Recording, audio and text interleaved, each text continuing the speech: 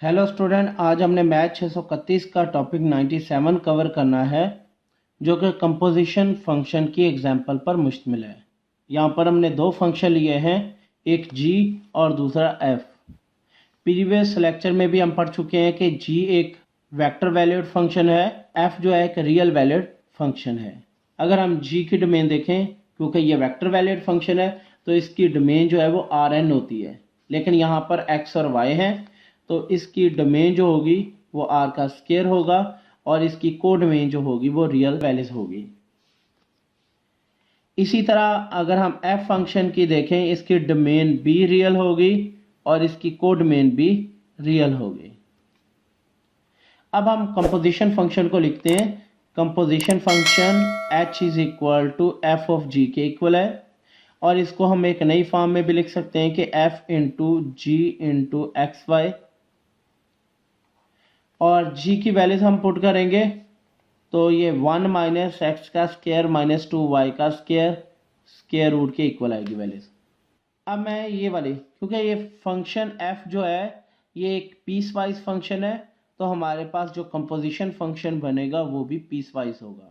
अब मैं values put करूँगा f में, तो h इज इक्वल टू ये साइन s की जगह पर वैल्यूज आ जाएगी 1 माइनस एक्स का स्क्वायर माइनस 2y का square square root 1 minus x का स्क्वायर माइनस 2y का स्क्वायर स्क्वायर रूट, और यहाँ पर जो s है ये इक्वल है 0 के, तो s की वैल्यूज पुट कर देते हैं 1 माइनस एक्स का स्क्वायर माइनस 2y का स्क्वायर स्क्वायर रूट, और ये नेवर इक्वल है 0 के। और इसी तरह दूसरी वैल्यूज जो है ये 1 के इक्वल है, और यहाँ पर s 0 है। s को मैं 0 नहीं पुट करूँगा, क्योंकि अगर मैंने s को 0 पुट कर दिया तो मेरे पास जो फंक्शन है ये अनडिफाइन हो जाएगा, यानी साइन मेरे पास 0 कंडीशन में हो जाएगा, तो ये फंक्शन जो है ये अनडिफाइन होगा।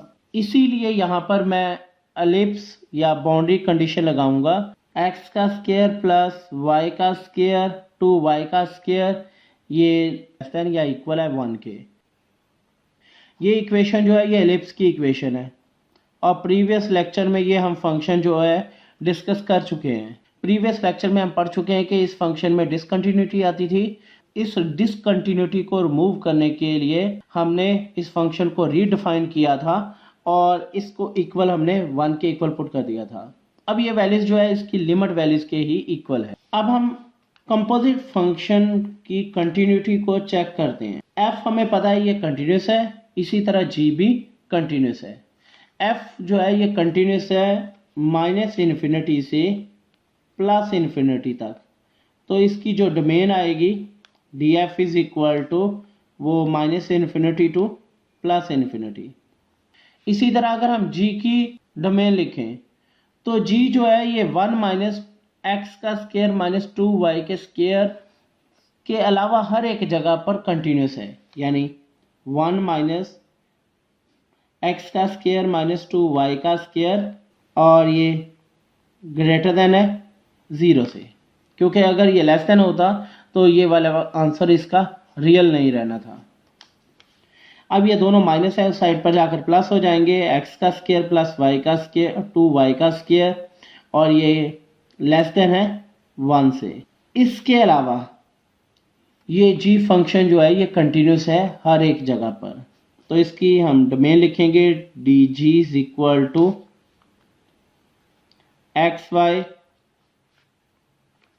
और ये x का स्क्वायर प्लस 2y का स्क्वायर लेस देन इक्वल 1, ये डोमेन है dg की। अब हम कंपोजिट फंक्शन को देखते हैं कि वो कंटिन्यूस है या नहीं।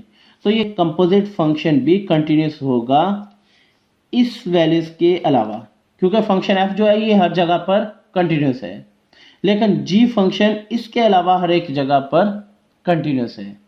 तो इसीलिए ये t जो है ये कंपोजिशन फंक्शन t पर कंटिन्यूस होता है, तो हम लिखेंगे x इंटू वाई, और ये वाला x प्लस 2y का स्क्वायर लेस देन इक्वल 1 इस t पर ये कंटिन्यूस होगा।